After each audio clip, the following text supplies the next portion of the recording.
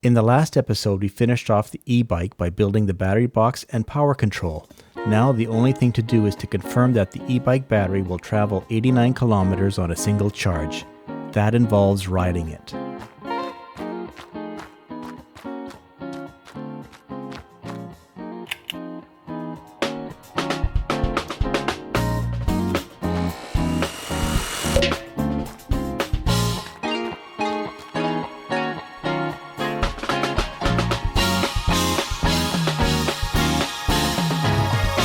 I admit that I've been enjoying beating on it a little, but now that I have the majority of that out of my system, it's time to confirm the actual range. First, there has to be some guidelines. There will be no pedaling during the test. I will only pedal at intersections or when it's unsafe to be under electric power. Speed will be set at 18 kilometers per hour, plus or minus a kilometer.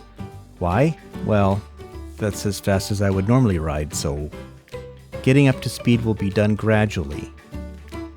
Uphills will be by electric power only. Downhill will also be under electric power, and it's expected that the 18 km per hour speed will be exceeded. Part of the design took weight into account. I have to admit, I've gained some mass, 7 kilograms to be exact. But it falls within the design parameters, so gaining weight is a good thing, right? Forgive me, Father, for I have sinned. It's been a 6-pack of cherry coke and a box of Lucky Charms since my last meal. Just as a reminder, don't forget to subscribe. Click like if you do, and the notification bell for new videos. And if you have comments, please leave them below. This is the map of the route, and for the most part is pretty much flat, as to mimic the controlled conditions of auto manufacturers. I'll continue to ride this route till the battery is exhausted. Okay, I won't bore you with the ride, so I'll keep it short. Don't get me wrong, I sat on this bike for 5 hours and 66 kilometers. That's as much as my butt could take.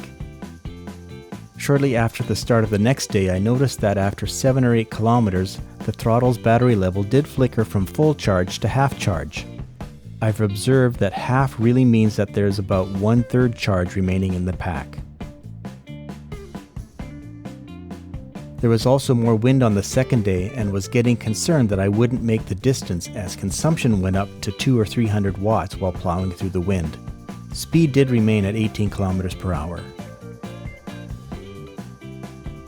It didn't take long before the half charge indicator went out, and not much longer after that when the battery pack shut down. So first day's distance was 66.4 kilometers.